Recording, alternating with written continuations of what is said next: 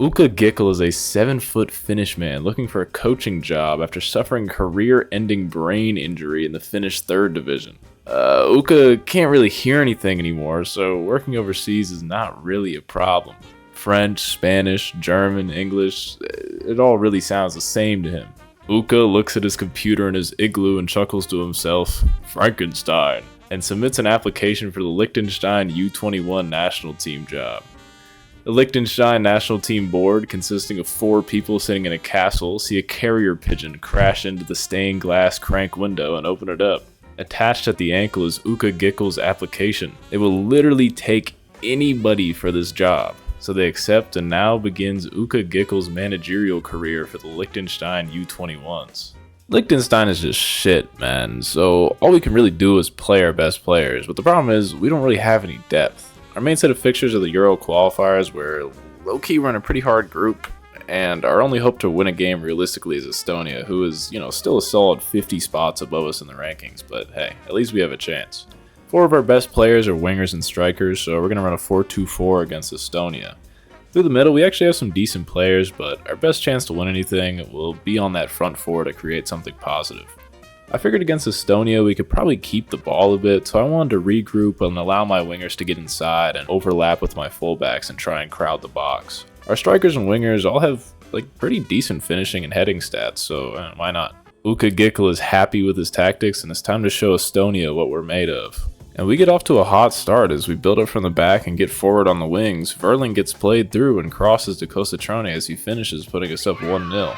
Ukka Gikkle's career is looking up, and maybe Liechtenstein has a bright future dawning on them. In the 41st minute, Estonia plays a ball over the top, and our fullback fucking sucks and misses the tackle as Estonia scores in the 6-yard box, tying the game before half. The whistle goes, and Ukka tells the guys good job, and we get back out there. Evidently, the team talk worked because 3 minutes later, Emmanuel Zun whips a ball in to find Luke Nataro back post as he heads one in. These two are pretty much our only good wingers. On the assisting end, Emmanuel Zun is really our only quality on the left wing, but he isn't even a natural winger. He's sort of why I ended up in a 4-2-4 for this game, and unfortunately his quality is something we need, though it'll be a bit of a tactical headache for the future.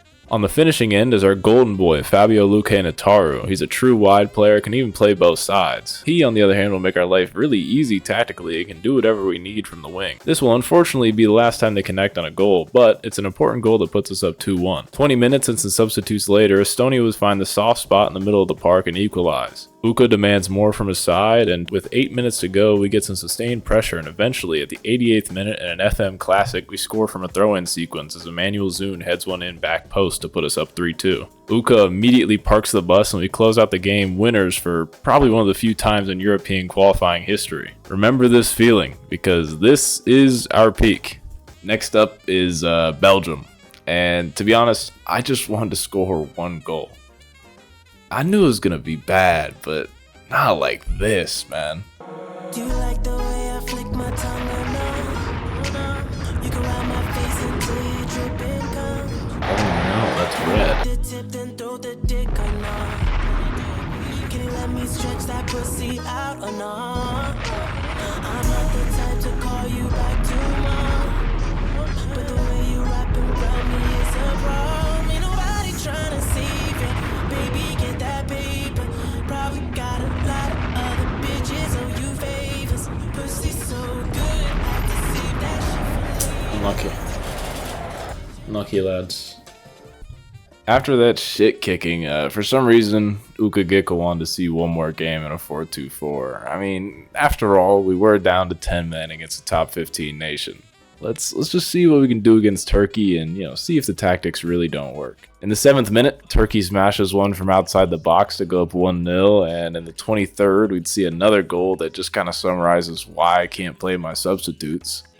We managed to find a nice team goal to make it 2-1 with 15 minutes left in the half and go into the break only trailing 1.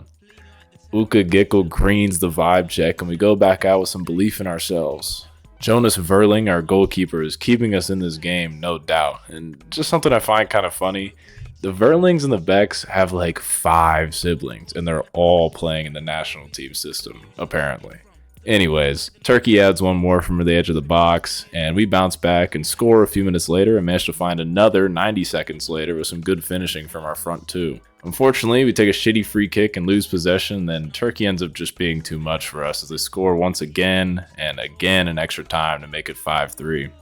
5-3 is not a bad result for Liechtenstein versus Turkey, but, the players just don't want to hear it.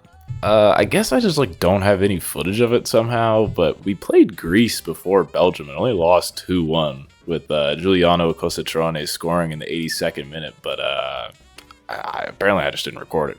When I was going through the national pool, I noticed a pretty decent 6'6", 16-year-old attacking midfielder, and I figured it'd probably be good to give him some national team minutes. So Ukka devised a 4-4-2 diamond, and we made our 6'6" guy be a target forward just to see what would happen, and then we hooked him in the 70th minute. Unfortunately, he and Emmanuel Zund are just not really good enough to warrant having an attacking midfielder in our formation. So this was right before the Belgium game, so I just switched it back to a 4-2-4, figuring that'd be the best way to score a goal. Obviously that didn't end very well. But our last two games are Finland and then we have Greece again. So it's back to the drawing board. To be honest, the 4-4-2 did seem to work, but it'd probably be better to have both Luque Nataro and Zund on the field. So we're going to go with a more traditional one. I think playing a bit of haram ball is probably the best way to get a result. So like Simeone and Jose Mourinho, we're playing with a low block and then just trying to be direct and counterattack, and hopefully we can score with our decent finishing ability up front. The issue is that this international break, our best left back, Julian Keller, is injured, and now Luka Beck, our best right back, just got called up to the main roster. So now we have no choice but to play with scrubs at fullback and hope our center back pair can be solid. Finland is our testing ground, and Verling again is having a great game in net, and we're getting chances, but we just can't finish. Finland bags one in the first half, and Emmanuel Zund picks up a yellow to start the second, and then a second yellow at the 63rd minute that gives a penalty and sends him off. The penalty goes in, we transition to 3 at the back, and just hope we can hold out and sneak a couple goals somehow. Nothing comes of it, however, and we end the game with an 80-20 possession split. And for the second time this tournament, we're down to 10 men. We've only played 6 games. Anyway, on to Greece for the rematch to finish up group play, and we line up the same, but I'm giving a different keeper a game. Lucas He was in form coming into the break with one game, but he had a 7.2, and regardless, I figured it'd be good to give another goalie a cap this tournament. And what he does with this opportunity is drop one of the stinkiest FM performances I've ever seen out of a goalkeeper, and we're 3-0 down by 34 minutes. Ukka Gikkle yanks him at halftime, and all 5 subs are made, and we do show signs of life, creating chances, and we end up getting one in extra time. But ultimately, Liechtenstein falls 3-1 to finish the qualifying group. Other than the 10-0 game against Belgium, this was honestly a decent tournament from the fellas. I mean, we won a game, and I think there's a foundation for the next couple tournament sets. But, who knows after this year who will be available for the next year and stuff like that. The 4-4-2 does seem to be effective, and we can kind of shuffle it around to fit our needs for the future. It'll all take time as Ukka heads home for the winter break.